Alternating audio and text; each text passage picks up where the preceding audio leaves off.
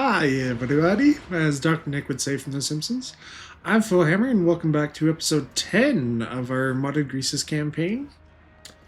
Last episode, we started our war against the Chaos Dwarves with Drazoth, but Imric had declared war on us in episode 8, but we actually hadn't fought him yet, which we decided to take the fight to him and decided to go after his capital, the Fortress of Vorag. But it's going to be an uphill battle. Looking at the army that's garrisoned there, along with the settlement garrison, it's like pretty serious. They got 2 white lions, a lot of spearmen, a lot of archers, plus the garrison has silver helms and a sun dragon. And the army proper itself, lots of spearmen. The rangers and the shadow warriors aren't a huge deal, but 3 Lothran Sea Guard, 2 dragon princes. And the Great Eagle can be pretty nasty if it picks on some of your characters, but for Greasus, we're at level 24. We've got 2 bruisers in the army now. Bragg is out trying to assassinate the character to get his last big name. But we have a hunter who is on his Stonehorn mount now, along with 2 butchers and a firebelly. In the army, nothing fantastic. We still have our man-eaters and iron guts. They've stuck around since turn 1. But we also have our Yetis, which could be really useful at fighting the dragon, because they get a ward save when they're near a terror-causing unit, but they also have Frenzy, and they reduce enemy melee defense nearby by 8, so we're going to be a pretty good battle, most likely, but let's go in. Alright, guys. So, our first siege battle against the High Elves. Well, I guess our first just battle in general against the High Elves. They have a lot of units, a lot of spears, lots of archers. This map can be a little bit to our advantage, though, because it is split like a triangle with a big chunk right here in the center being impassable and where they can't shoot. And because we deployed there, they didn't know exactly where we were going to be. So we decided to do that to kind of sneak around and come around and get some of these control points as quickly as we can. Greasus, thanks to one of his big names, any siege battles start with some of the walls already open, which is really nice. That means we don't have to spend any time there. But we have our 2 bruisers going in early to try to capture some of these points. But for our army, we don't have a lot to deal with the spears. We do have some anti-infantry ogres and things like that, but nothing crazy. This is our first battle with our hunter on his Stonehorn mount, though. But the High Elves have already started to reposition. We have a unit of Silver Helms right here, but we also have some Dragon Princes. Now these are actually one of my favorite units in the lore, and they just look completely awesome. Really, really cool unit. But I wish they were actually a little bit stronger. But they are pretty hard to kill normally. They have 110 armor, and with Martial Mastery, their melee attack and melee defense gets very, very high. So initially we sent some of our characters to capture this gate to get us some momentum, but we send our tyrants or bruisers. I always confuse tyrants and bruisers. Just going right after these dragon princes though. They're not anti-large and their armor piercing isn't amazing. So they're not going to do fantastic against our bruisers. They're still going to do well because their melee stats are so high. But we're coming in with a big help right here. Got all of our heroes coming in, but they have started to position their units to be able to start to shoot at us. We do bring down some piercing bolts with our fire belly, but they do dodge a little bit of it. Luckily, it has a decent spread when it comes down, so we do get the hit. Dragon Princes pretty much annihilated immediately after all those characters come in, but the High Elves decide to send in the Great Eagle, and some Lyrian Reavers come back from the side, come in for a charge against our bruisers. I don't think that they're going to fare any better than the Dragon Princes did. But unfortunately, as part of the siege, they had this little barrier that we couldn't get through, because normally the siege equipment you can actually use on barriers. The army abilities, I mean, but Sun Dragon coming in, trying to go after our fire belly, but that was a big mistake. Our hunter is anti-large, and he has a single unit of saber tusk, which we're going to use to entrap the dragon, along with our Ogre coming in with Greasus as well.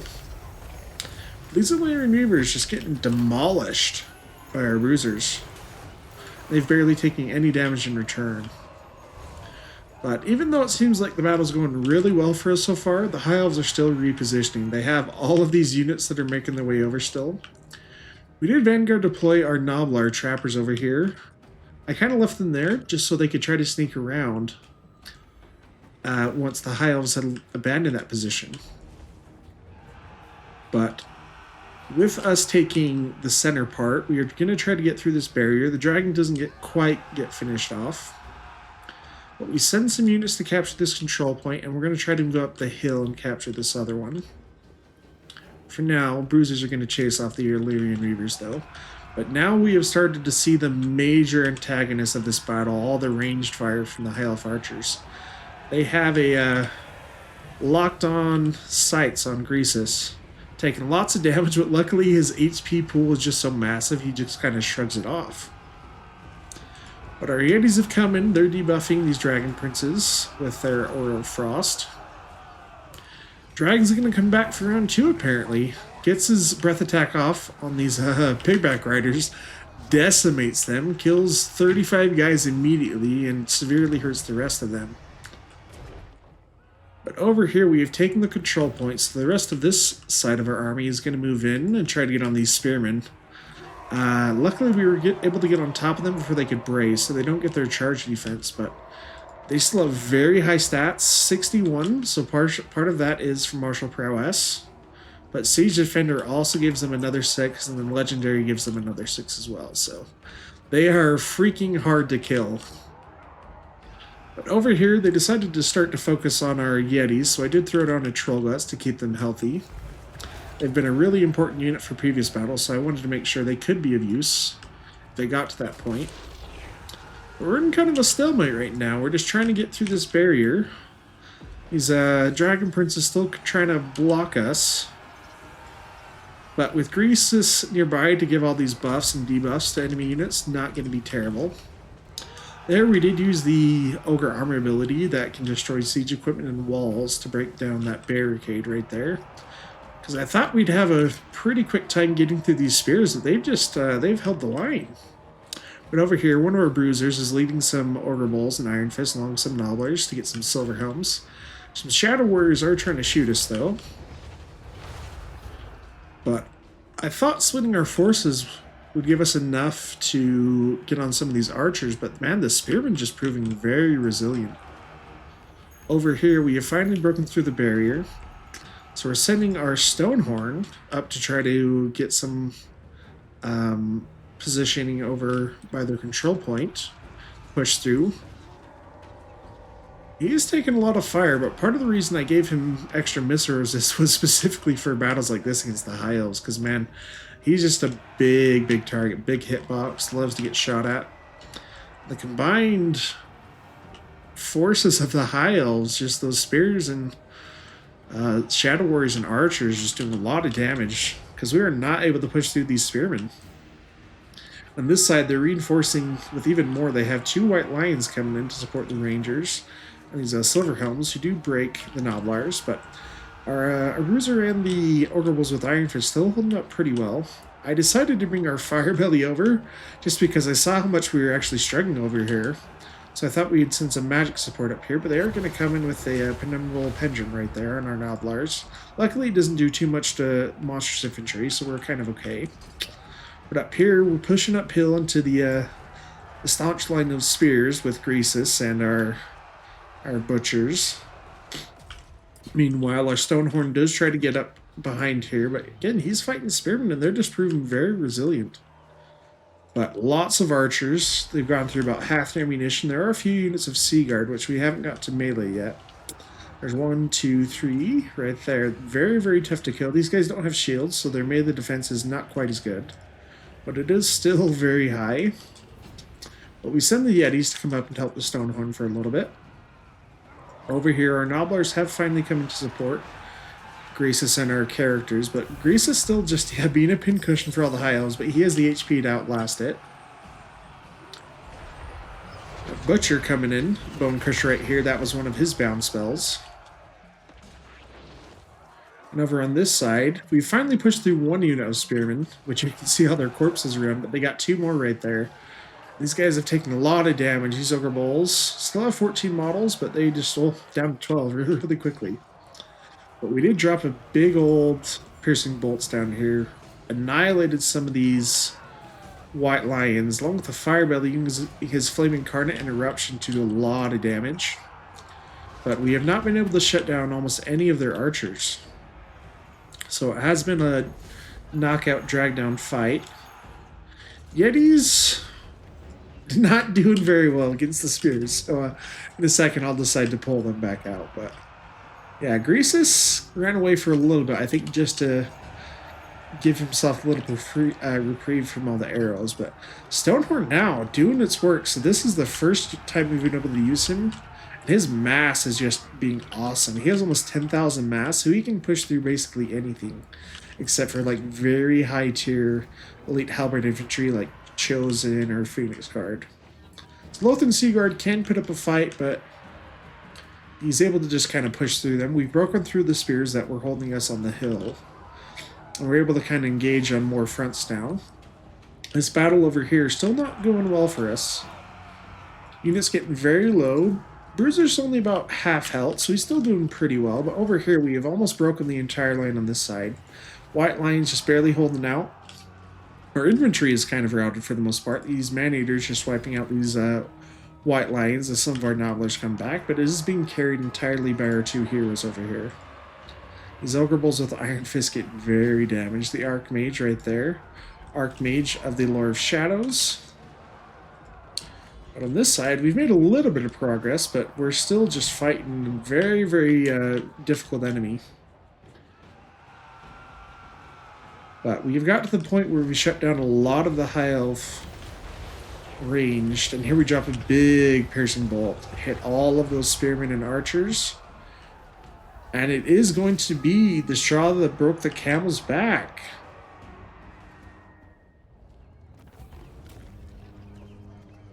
Pretty good battle, actually. Spearmen proved to be much bigger threat than I initially thought they would. It was funny, the things I thought that were going to be crazy difficult, like the Dragon Princes, the Silver Helms and the Dragon, we actually decimated very early on. But it was the staunch line of spears of the High Elves and their archers which really did a number on a lot of our units. But everything survived. Characters took quite a bit of damage. I wasn't able to get off as many heals as I would have liked, but we still did pretty well. For here, do we just sack it? Because I don't know where Imric is, so occupying the settlement feels a little bit dangerous. So I'm just going to sack it for now. Oh, and we got our... I forgot about that. That's the whole reason we came over here. Is we got a lot of big names unlocked, but for Greasus, we have Drake Crusher now. So Greasus has all of his big names, which something I would really like for Creative Assembly to implement as well for Greasus, is that he should have more big names than any other character. He's the Over-Titan after all. But, yeah, do we feel like occupying this still? Since I haven't seen an army from Imric, I feel a little bit better about it. And if we have to defend in a siege, we may do okay. Actually, no. Sieges is ogres, or... Oh, yeah, we don't have a siege battle as an ogre. That's right.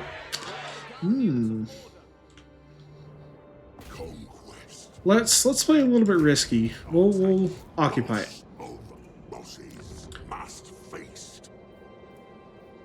So here, though, we're going to build the big slabs, so we get the extra little bit of replenishment. Grease is sitting level 26, though.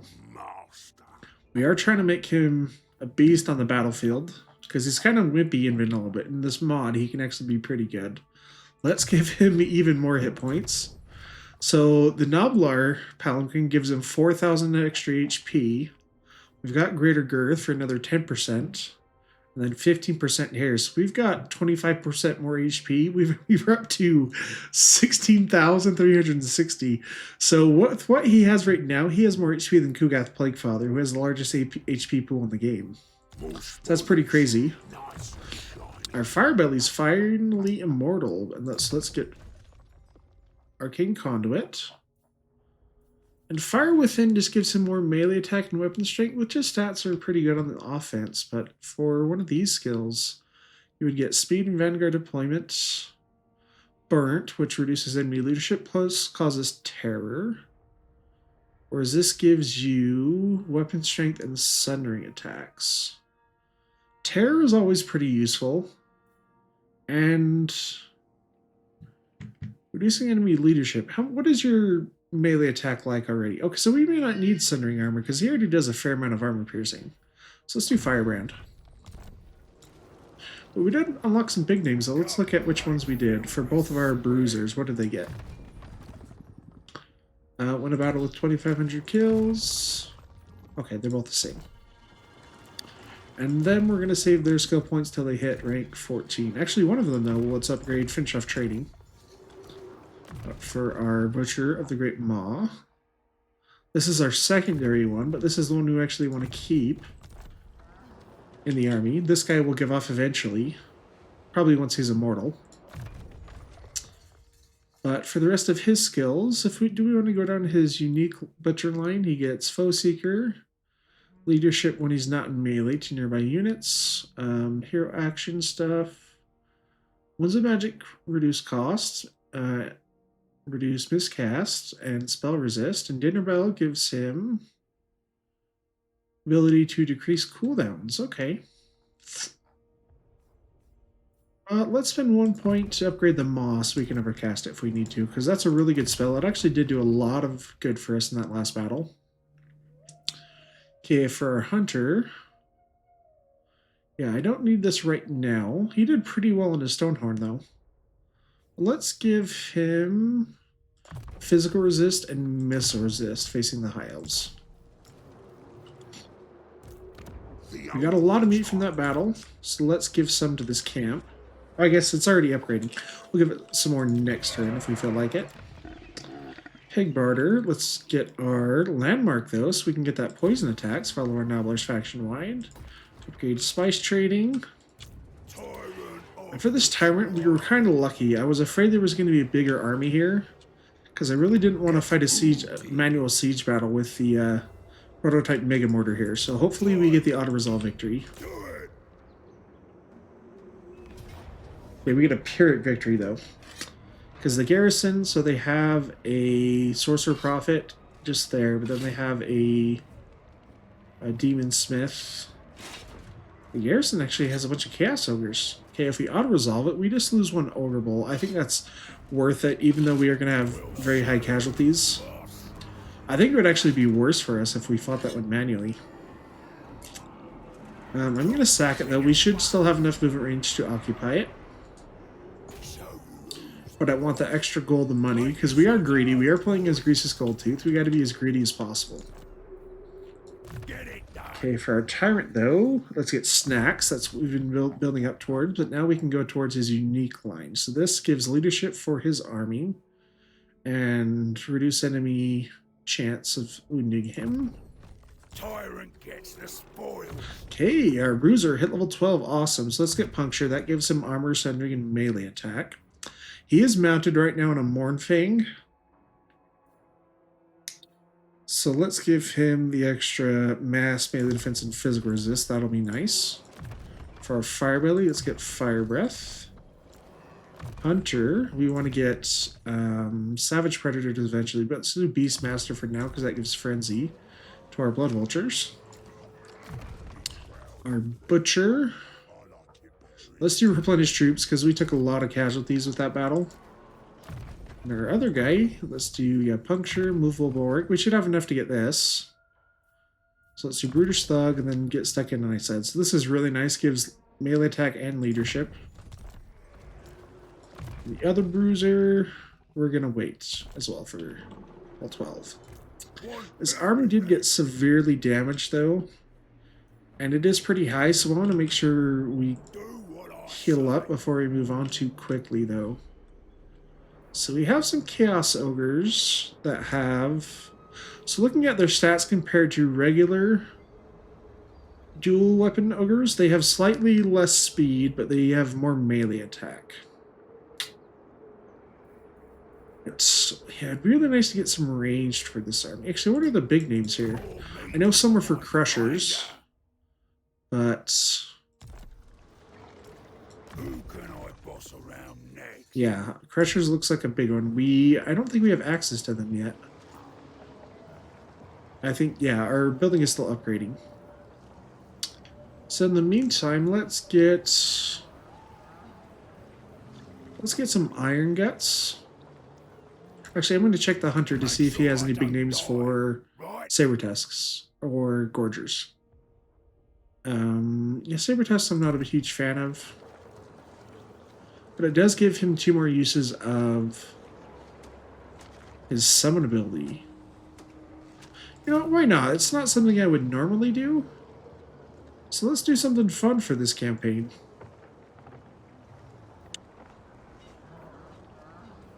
I'm going to merge some of these ogre balls, and we're just going to get more saber tusk. We're going to go full saber tusk. We need at least 5 of them, though. Okay, they only take 1 turn to recruit globally, though, so we can get another one on a different turn. What about the Black Fortress? Yeah, let's repair this. Get that casualty replenishment going. Over here, though, let's spend some of our money to upgrade to the settlements that we need to hit tier 3. So we don't have enough growth here, but I think we did down here. Okay, everything's already tier 3. Okay, good to know. So we can swap this off of growth. This reduces construction costs, or recruitment costs, but it gives local recruitment. We don't plan to recruit locally. So let's do this one that just gives more income, because this actually makes a lot of money here. So let's upgrade the landmark. And the ports. The ports make a lot of money. Upgrade medicine, because this gives hit points and casualty replenishment faction-wide.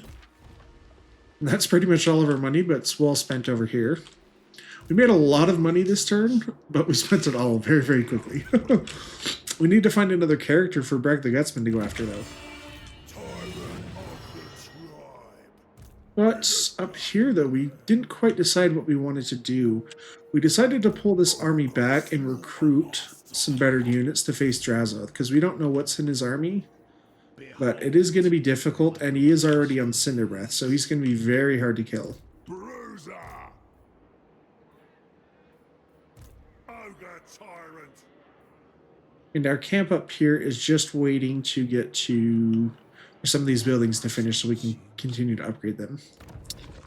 On our bounties, though, so these guys are at war. I think they're at war with, actually, yeah, they're at war with the northern provinces. So I'm going to decline that bounty. Gelt wants us to come after a Skaven character over here. What does it actually give us? It gives us positive relations with Gelt plus about 5,000 gold and reduces camp construction costs for 5 turns. That's actually not bad. Do we have any character nearer, though? You could recruit a butcher and try to send him out. Yeah, let's do that. So we're going to keep this one. Well, this is eliminate another character as well. This one's probably an ogre character.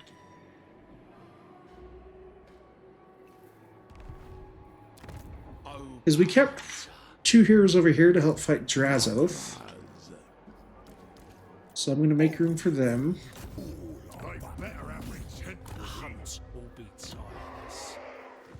Yeah, let's not upgrade that. Let's get some heroes.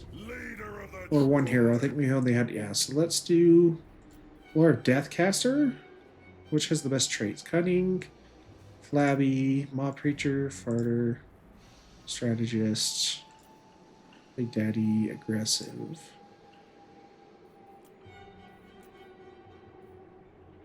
Let's do Farter for this guy. Just so we can get a little bit further.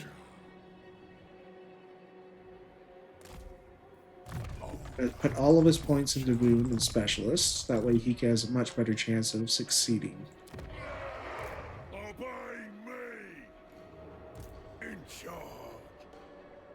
I feel like it's going pretty well so far, but that may change very quickly once we meet Imric. After all, this has been the campaign of very difficult battles, so why should it change? Want everything. And we'll transfer some more meat over to here next turn.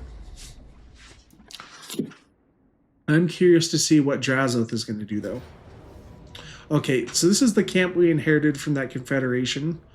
I left it there because it was actually our third camp, even though our limit was 2, because it came with the Confederation. So, but it does give us the option or the ability to see what this army actually had in it. So nothing crazy, actually. Lots of hobgoblins. The Chaos Ogres are actually a problem because they're high experience, so they'll be hard to take down. The archers, if we can get on top of them, they're not difficult.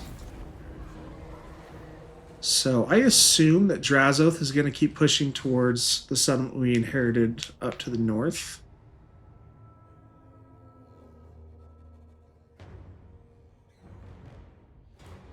That's interesting. We've yet to see Imric's armies. Besides that one we defeated in the settlement, we have yet to see Imric. I believe he's also fighting maybe Clan Moors or Clan Rictus. We'll double check that once it's back in our control.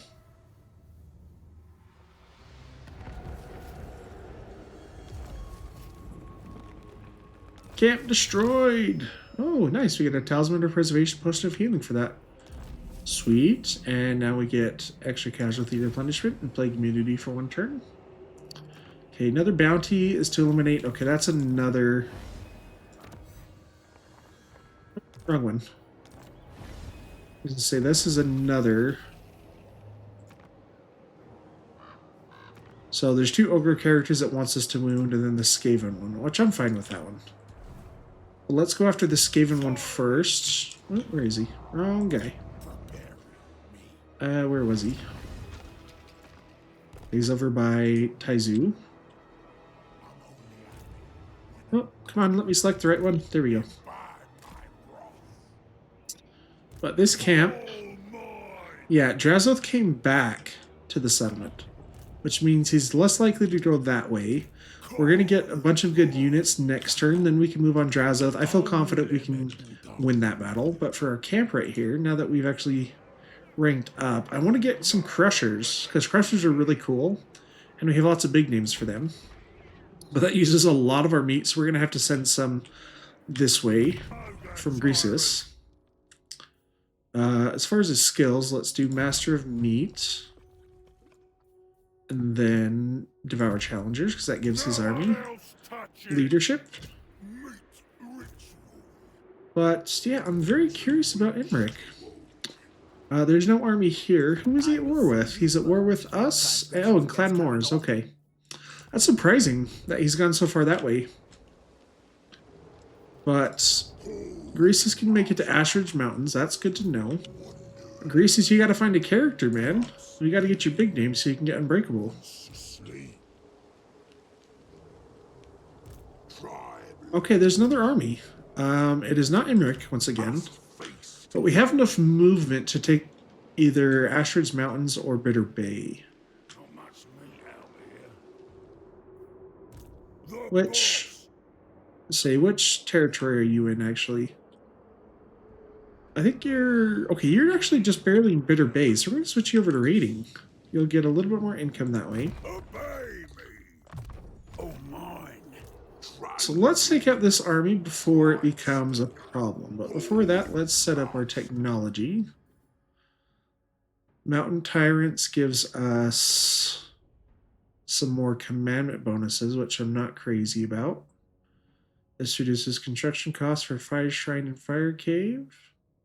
Okay, this is mostly Firebelly stuff. We are maxed out on camps right now. Is there anything crazy over here that we want? This gives stuff for butchers. Stuff for hunters. Meat from battles might be nice, though. Control, campaign movement range. Let's look at hordes, actually, because we're having some difficult battles. So let's do some stuff like this is going to benefit Ogre Balls everywhere. So let's do that.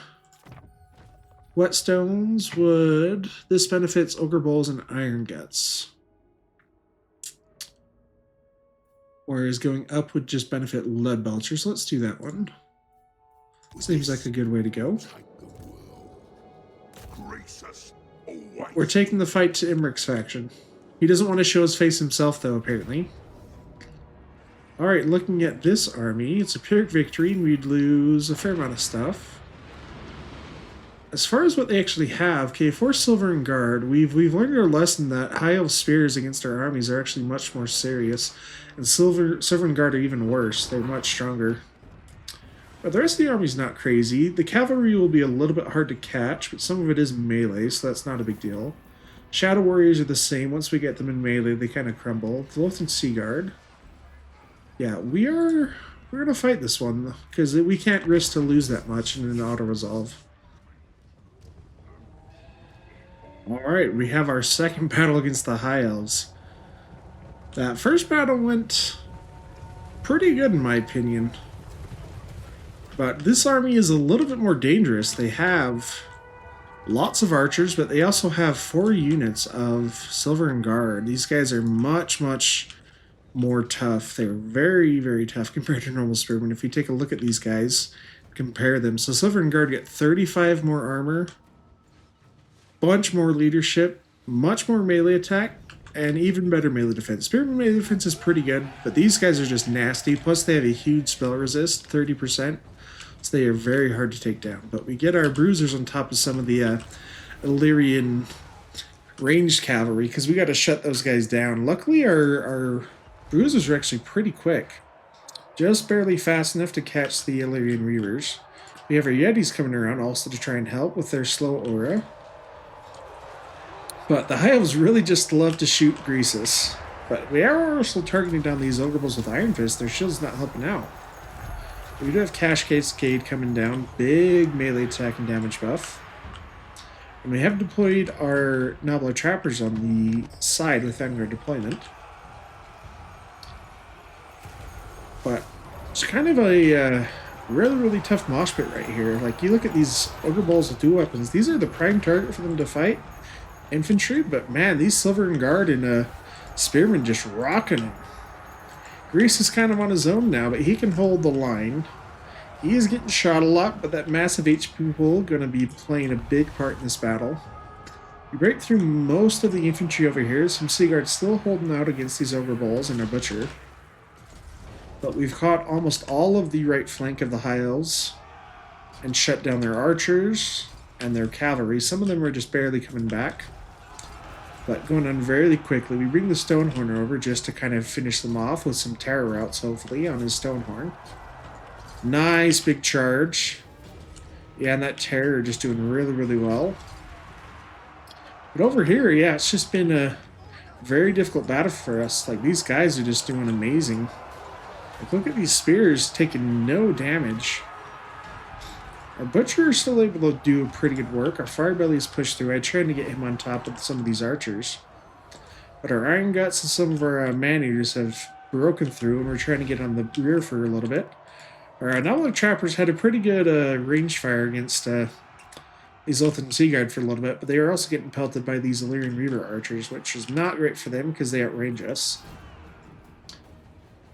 But we have gotten through the back line now. The archers have started to scatter. We have our 2 bruisers, along with the Stonehorn Hunter, get on top of some of the archers. We have finished chasing off a lot of the units over here with our Yetis, and finally broken these Lothran Sea Guard. But big group of guys here, still just holding out. We don't have a lot to do with them right now. Grease is actually almost down to about half HP. Very quickly, we're going to throw it on the Troll Guts on this Firebelly, because he's a little bit more dire straits than Greasus was. But we were saving our Ogre ability for Meat Feast to get a big kill off on Greasus, which we'll see in a little bit. But for now, just putting a wailing on that Archmage. But not too much to prove too scary against it, except for this big blob of Spearmen. Yeah, they've just annihilated our Ogres, but Nobbler's actually holding up pretty well. We have caught on to almost all of their range, so they're relying almost purely on melee now. Just these Illyrian Reaver archers holding out. But yep, they've routed off our Ogre Bulls, actually. Our Butcher's still holding up pretty good. They have regen, so they are going to heal no matter what. Plus, if they cast any spells, they also get a heal from Blood Gruel, the lore passive for the Lord of the Great Maw. But Greasus... Oh, wrong one. He has got Meat Feast going down on him now, so he was at half health. And this is a 1.54% heal for 27 seconds, so it is massive. It's basically a 50% heal. So he went from about, what, 7,000 HP to almost all the way max at 16,000, just shy of it. But with that, the rest of the army does crumble.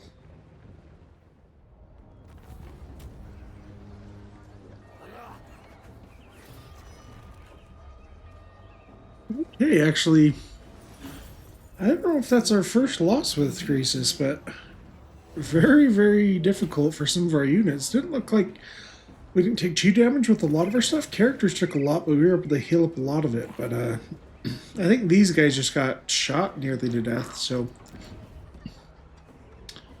Okay, up here. This was at the edge of our movement range, so I don't want to sack it. Let's loot and occupy it. That way we still get some money. Okay, those are for our bruisers. Yeah, we still get some money and we get some meat. Nothing crazy. We need to find another hero. Emmerich is actually pushed in pretty far. He's taken all of Hirakazul. So you must be fighting the Skaven pretty heavily. But with all that money, we need to start sending some meat somewhere, though. How much meat do we need to send over to the Maugate camp? Quite a bit, I'm going to guess. Yeah, so we'll probably send almost everything that Greasus has.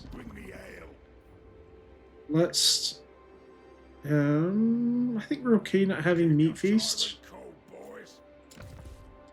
Because we have Butchers who can heal. Meat Feast is nice, but it's not necessary right now. For Greasus, though, let's do Foe Seeker. We do want to get snacks. That'll help his survivability quite a bit. For our Fire Belly... Fire Within? Let's do Lucky Nobblers first, just to get that physical resist. That's a really good little bit of help. Alright, for this Butcher, we're going to go down his unique skill line now. On our Hunter, let's do Foe Seeker. Our other Butcher, he has access to both Troll Guts and the Maw now, but let's do Troll Guts. Because that lets us overcast it, and it reduces the cooldown significantly. Our Bruisers did not hit quite... Yeah, did not quite get to level 12, so we're going to leave their skill points alone for now. Oh, did I transfer all the meat here? I meant to give a lot of it to... I meant to give it to the other to the other camp. That's okay, though. This guy has a fair amount of meat still. Yeah, so he's going to push into the Sentinels. Before Clan Rixix takes it as well. I should equip the Spanner too. It gives 10 melee attack, that's a lot, and 10 weapon strength. Let's give that to one of our Chaos Ogres. I'm going to just occupy it, and we need to get another Saber test for the big game. So let's get rid of... Let's just merge some of these Nobblers. That should free up a slot. Let's get one more Saber test. After all, this is a fun thematic campaign, so we gotta have some fun, do some stuff a little bit different. Up here, though, so it has Marble, which just reduces construction costs. What is the landmark for us, though? Kadoom! Many foreign merchants have a permanent warehouse base here, enabling the locals to easily source a wide range of trade goods from nearby regions. Oh, so income from raiding plus 15%, but another 50% income from trade tariffs? Awesome, yeah, we definitely want that. Let's do the Marble to start off with. How did the Skaven feel about us? Any storm vermin between me. Okay, he's actually improving because we're fighting as the Chaos Dwarves. And we're fighting Emmerich too. He doesn't like either of those, so that's good for us. He does have 7 settlements though, so he could be a nuisance later on. But these 2 armies should be able to converge and take out Drazoth. But let's transfer some meat over from here to the Maugate camp, because that's what I meant to do. We don't have access to a lot of healing here yet, so I do want to keep enough to get keep Meat Feast alive. So that's a really good ability. So let's spend that meat here now, though. So we could go for this. This allows us to recruit man-eaters, but it also improves Lord and Recruit rank faction-wide. This one would just give us... Oh, so this is nice. So at tier 5, it just reduces meat upkeep for units and any armies that are in Circle of Influence. But it bumps our meat generation up from 16 to 20. I don't think we're going to make great use of this. It's just barely out of the range of stuff that's useful right now, so we'll wait on that one. This is just going to give us... Oh, this affects post-battle loot as well. I didn't notice that. Yeah. So it's an extra 400 gold per turn, and it gives 5% more post-battle loot faction-wide. So let's do that one. And we'll do the man-eater ones, because that's going to give recruit rank 2, so... You're going to find that Skaven character. And here, let's upgrade all of our gold stuff. Dead Rock, let's do that as well. We spend a lot of money every turn, but how close are we to getting money laundering? Okay, we have 8 more turns until we can do that. That's something we do want to do at some major settlements because it makes us a lot of money. But... for that, seems like a great spot to end for this episode, guys. This is episode 10. I will see you in episode 11. Thank you guys so much. Have a great day.